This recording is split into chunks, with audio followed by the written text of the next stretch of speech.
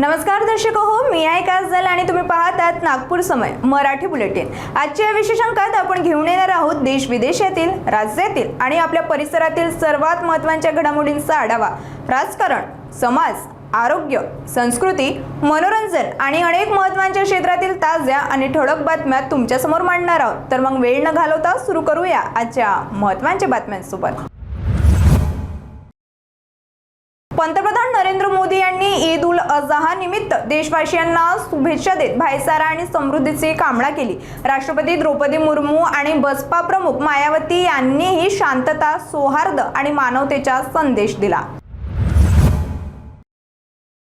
विदर्भवासियांसाठी दिलासादायक बातमी आहे। हवामान विभागाचे वैज्ञानिक प्रवीण कुमार यांच्या माहितीनुसार 29 मे पासून विदर्भातील तापमानात 3 ते 5 अंश सेल्सिअस पर्यंत घट होण्याची शक्यता आहे। आज 28 मे रोजी मात्र उष्णतेची लाट कायम राहणार असून तापमान 45 ते 46 डिग्री सेल्सिअस पर्यंत जाऊ शकते।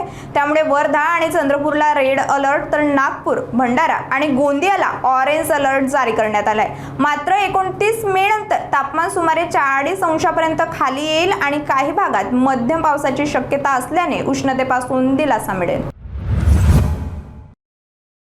दुर्ग जिल्ह्यातील पाटण सिटीमध्ये इंस्टाग्रामवर दबंगई दाखवणे 2 युवकांना महागात पडले।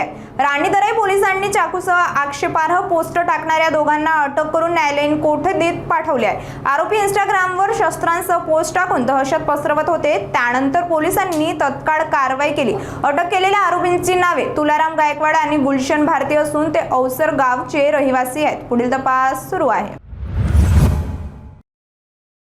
नागपूरमध्ये केंद्रीय राज्यमंत्री रामदास आठवले यांनी ईद उल अजहा वाद, विधान परिषद निवडणूक आणि मराठा आरक्षण आंदोलनावर मोठे वक्तव्य केले। त्यांनी सांगितले की ईद उल अजहावर कोणताही वाद होऊ नये। आठवले यांनी आरबीआयला राज्यपाल कोटा आणि महामंडळांमध्ये योग्य प्रतिनिधित्व मिळावे अशी मागणी केली। तसेच मनोज जरांगे पाटील यांच्या आंदोलनाला पाठिंबा देत त्यांनी मुख्यमंत्री देवेंद्र फडणवीस आणि जरांगे पाटील यांची बैठक घ्यावी अशी मागणी केली। आजच्या नागपूर समय बुलेटिन मध्ये इतकंच। आम्ही तुमच्या समोर आणत राहू ताज्या, महत्त्वाच्या आणि ठळक घडामोडी।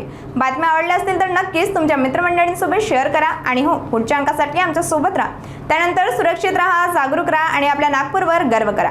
मी आहे काजल आणि तुम्ही पाहत होतात नागपूर समय। धन्यवाद।